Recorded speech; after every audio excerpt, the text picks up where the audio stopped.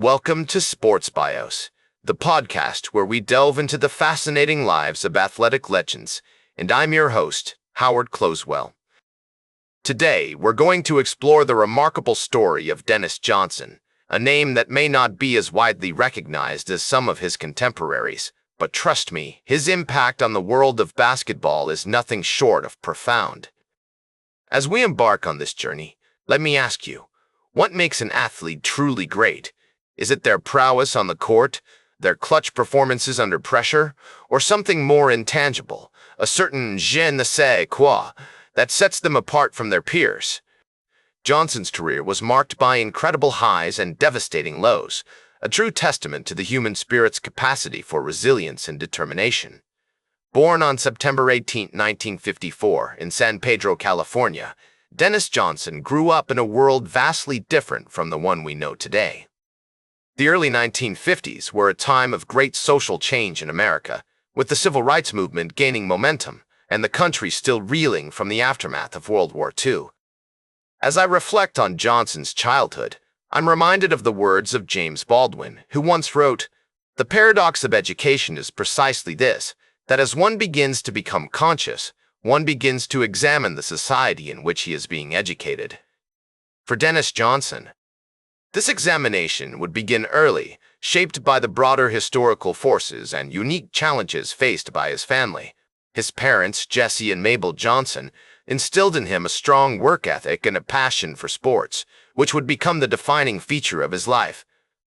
I've had the privilege of speaking with Johnson's family members, and they recall the countless hours he spent playing ball in the neighborhood, his father watching over him with a keen eye, offering words of encouragement and constructive criticism. Growing up in San Pedro, Dennis was surrounded by the sights and sounds of the harbor, where his father worked as a longshoreman.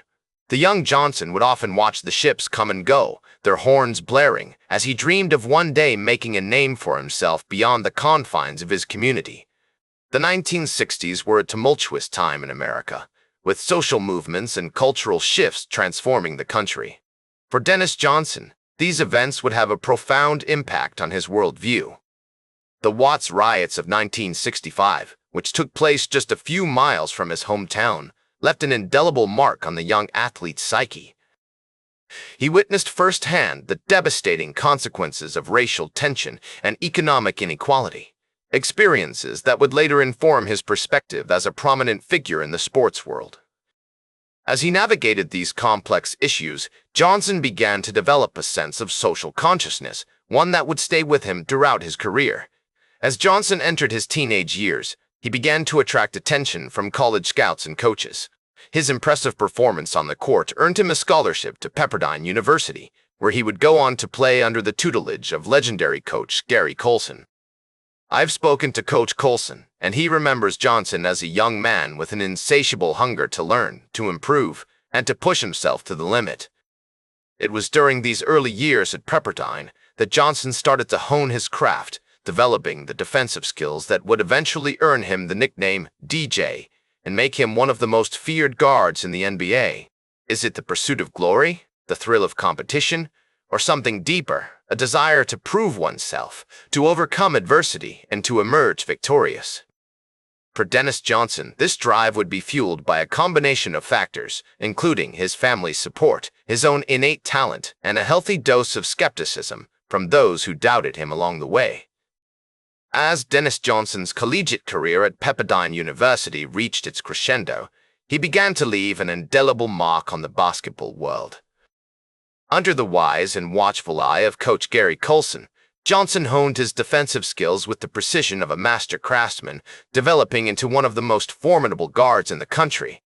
The hardwood became his canvas, where he painted vivid pictures of determination and grit, earning him numerous accolades, including the West Coast Athletic Conference Player of the Year award in 1976. This recognition not only solidified Johnson's position as a top player, but also caught the attention of NBA scouts, who began to take notice of the talented young guard with the intensity of a hawk swooping down on its prey. Johnson's time at Pepperdine was marked by significant growth, both on and off the court. He developed a strong work ethic, often spending hours in the gym perfecting his craft with the zeal of a monk devoted to his spiritual pursuit. The squeak of his sneakers on the polished floor, the swish of the net as he sank shot after shot, became a symphony of dedication that paid off in dividends. He led the Waves to 2 NCAA tournament appearances during his tenure, including a memorable run in 1976, where they faced off against the powerhouse UCLA Bruins. The 1975-76 season was particularly notable, with Johnson averaging 15.7 points and 4.6 assists per game, while also earning All-American honors that catapulted him into the national spotlight. These achievements not only showcased Johnson's individual talent, but also demonstrated his ability to perform under pressure and lead his team to success with the poise of a seasoned general. The summer of 1976 marked a pivotal moment in Johnson's career, as he was selected by the Seattle Supersonics with the 10th overall pick in the NBA draft. This opportunity brought Johnson to the Pacific Northwest, where the misty rain and lush greenery of the Emerald City would become his new home.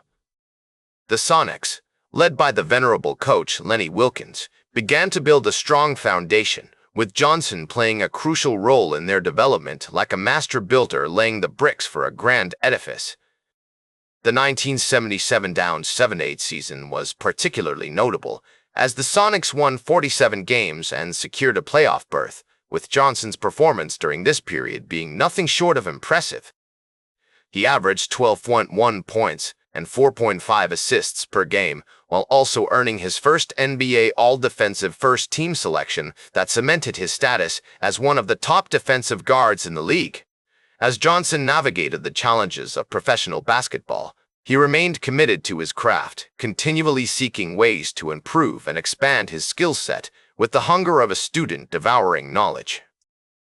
He developed close relationships with his teammates, including Hall of Famers Jack Sikma and Fred Brown, who would become like brothers to him in the fraternity of basketball. Together, they formed a strong core that would propel the Sonics to new heights in the years to come, like a well-oiled machine humming with precision and purpose.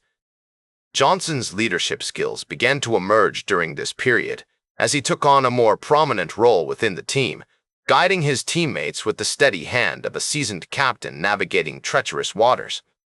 The late 1970s were a transformative period for Johnson, both on and off the court. He faced challenges that tested his mettle, from the grueling practice sessions to the intense pressure of performing in front of thousands of screaming fans. Yet, he persevered, drawing strength from his inner reserves like a tree digging deep into the earth to withstand the tempests that raged around him. The 1978-79 season marked a significant turning point in Johnson's career, as the Sonics won 52 games and secured the #1 seed in the Western Conference. Johnson's performance during this period was outstanding, with him averaging 15.9 points and 5.3 assists per game, while also earning his first NBA All-Star selection that catapulted him into the stratosphere of basketball stardom. His impressive individual accomplishments, combined with the Sonics' growing success, had cemented his position as a leader and a role model within the team, a beacon of hope shining brightly for his teammates to follow. The future looked bright for Johnson and the Sonics as they entered a new decade filled with promise and opportunity, like a blank canvas waiting to be painted with the vibrant colors of success. With their strong core intact and a renewed sense of purpose, they were poised to make a deep run in the playoffs and bring a championship to the city of Seattle, a dream that Johnson had nurtured since his early days as a young boy playing basketball on the streets of Compton. As the 1980s unfolded like a tapestry of triumph and tribulation, Dennis Johnson's career soared to unprecedented heights, with the Sonics making a deep run in the playoffs and eventually claiming the NBA championship in 1979. This crowning achievement marked the culmination of Johnson's tireless efforts, his unwavering dedication to his craft, and his exceptional leadership skills, which guided his teammates through the grueling postseason schedule with poise and confidence. The championship season was a masterclass in resilience, adaptability, and collective effort, with Johnson at the helm, orchestrating his team's success like a maestro conducting a symphony. Following his successful stint with the Sonics, Johnson went on to play for the Phoenix Suns and the Boston Celtics, where he formed a formidable backcourt duo with the incomparable Larry Bird. Their partnership yielded tremendous success, including an NBA championship in 1984, as they wove an intricate narrative of defensive prowess, clutch shooting ability, and unwavering competitiveness. As his playing career drew to a close, Johnson transitioned into coaching, serving as an assistant coach for the Celtics and later becoming the head coach of the Dallas Mavericks.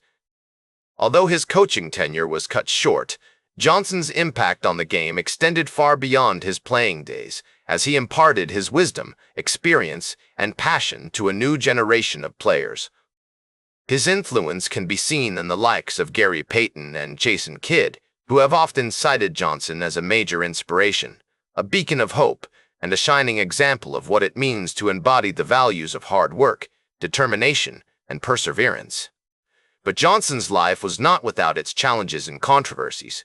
He faced intense scrutiny and criticism throughout his career, with some questioning his temperament and leadership style. Yet through it all, he remained steadfast, unwavering in his commitment to his craft and unapologetic about his unrelenting passion for the game. As I reflect on my own interactions with Johnson, I am reminded of his unbridled enthusiasm, his infectious laughter, and his unwavering dedication to his teammates and the sport he loved. Tragically, Johnson's life took a devastating turn when he passed away on February 22, 2007, at the age of 52, due to a heart attack. The news sent shockwaves throughout the basketball community, with an outpouring of tributes and condolences from former teammates, coaches, and players. As Larry Bird reflected, Dennis was a true competitor, a guy who always gave it his all, and that's what made him so special. His passing served as a poignant reminder of the fragility of life, the impermanence of human achievement, and the enduring power of legacy. Today, Dennis Johnson is remembered as one of the greatest defenders in NBA history, a player whose tenacity, work ethic, and unwavering commitment to excellence inspired countless others to follow in his footsteps. His legacy extends beyond his on-court accomplishments, as he remains an iconic figure in the world of sports, symbolizing the values of hard work, determination, and perseverance. His remarkable journey serves as a reminder that with dedication, passion, and an unwavering commitment to excellence, we can achieve greatness and leave a lasting impact on the world. And so, dear friends, let us honor the memory of Dennis Johnson by embracing the values he embodied, by striving for greatness in our own lives, and by never forgetting the indelible mark he left on the world of basketball. That's all for today's Sports Bios.